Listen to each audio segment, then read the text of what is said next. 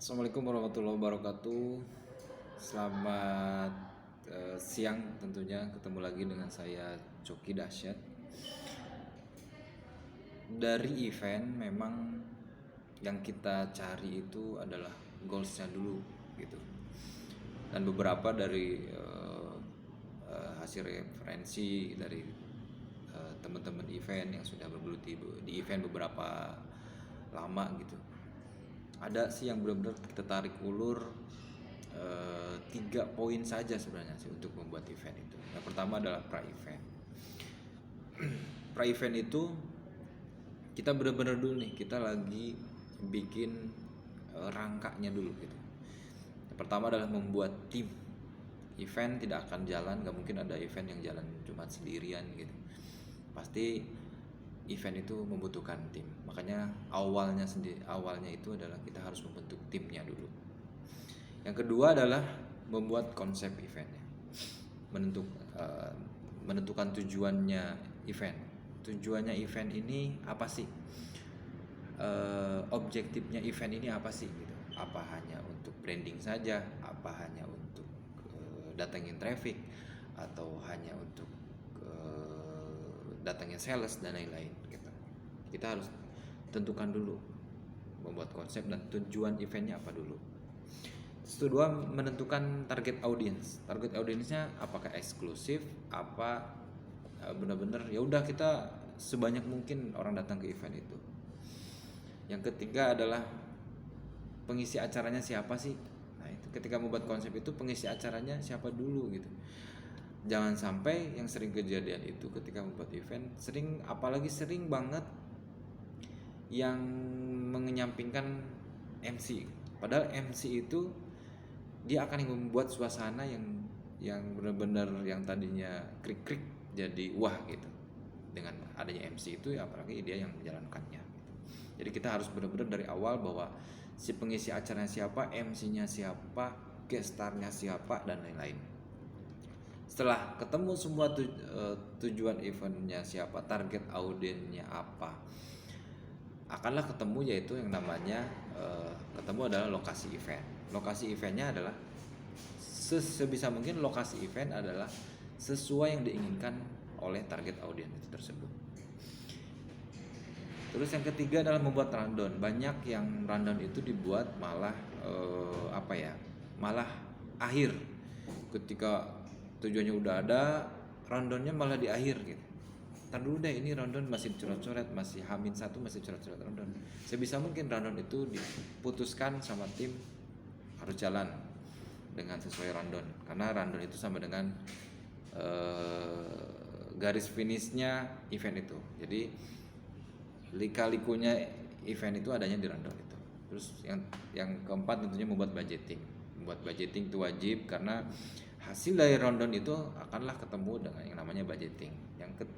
Yang kelima membuat workflow. Banyak di orang-orang event, mungkin orang yang baru di event, dia nggak tahu gue harus ngapain nih,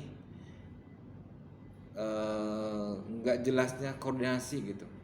Bagian produksian nanyanya ke bagian konsep dan lain-lain, akhirnya timpang tindih gitu, dan itu akan memperlambat event itu sendiri. Terus yang keenam adalah membuat promosi. Membuat promosi itu minimal H-7, karena mungkin kalau terlalu lama juga orang malah bosan juga gitu. Tapi ketika H-7 itu orang pasti ingat, oh minggu depan, oh Senin depan, oh Sabtu depan dan lain-lain. Terus loading, ya biasa kalau loading event itu sendiri minimal adalah H-1. Terus setelah mempersiapkan di pra-event itu tadi, membuat timnya, membuat konsep, membuat rundown, membuat budgeting, membuat workflow, sampai membuat promosi H-7, barulah kita masuk ke hari H-nya atau di event itu tersebut. Nah, sebisa mungkin pas di hari H mungkin 2 jam atau minimal 1 jam itu sudah ada checklist tools event. Jadi semua checklistan event itu sudah terpenuhi dan cek semua tim, semua harus ready gitu. Dan yang kedua ya sudah jalankan acara sesuai rundown itu sendiri. Makanya benar-benar rundown itu adalah ruhnya event itu sendiri. Yang terakhir adalah post event. Banyak sekali orang yang hanya cuma bisa buat event, tapi tidak tidak punya endingnya, gongnya. Ini event ini mau diapain sih? Gitu. Hasil akhirnya event ini mau diapain sih? Gitu. Apalagi yang paling bagus itu ketika contoh besok itu 17 Agustus contoh. Nah, minimal kita harus membuat event itu di tanggal 15, maksimalnya di tanggal 16. Karena apa? Karena ini akan mempengaruhi, apalagi banyak orang-orang media malas nyari berita gitu. Ketika contoh kita pas di H-1 tanggal 17 Agustus kita sudah punya bahan berita, otomatis kita akan diberitakan secara massal untuk media, karena banyak orang-orang wartawan lah dan lain-lain, dia tidak punya malas dengan cari berita. Contoh di Hari Batik. Hari Batik itu tanggal 2 Oktober. Bisa nggak gitu kita buat event di September akhir. Jadi pas di Oktober pas Hari Batik dan banyak orang cari berita tentang batik, kita sudah punya eventnya itu sendiri gitu.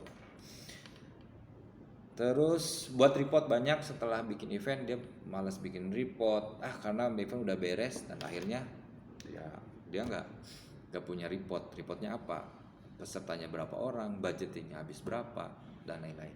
Yang terakhir, lakukan evaluasi. Semua event itu tidak ada event yang mulus mungkin, cuman ada evaluasi tentunya. Untuk kedepannya kita terus berevaluasi apapun itu terkait membuat event itu sendiri. Hasil evaluasi itu ya bisa kita buat panduan dong buat kedepannya, jangan sampai kejadian dan hal-hal yang tidak diinginkan tentunya.